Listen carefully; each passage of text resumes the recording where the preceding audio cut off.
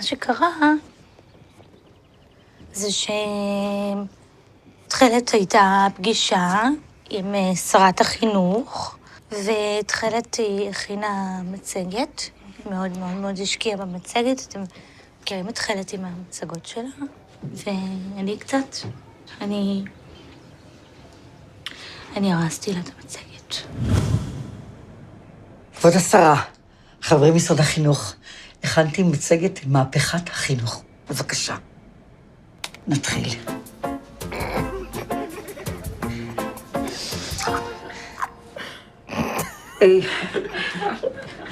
רגע, מה?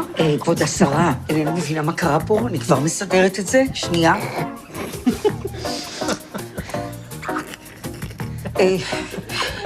רגע, מה? אני לא מבינה מה קרה כאן.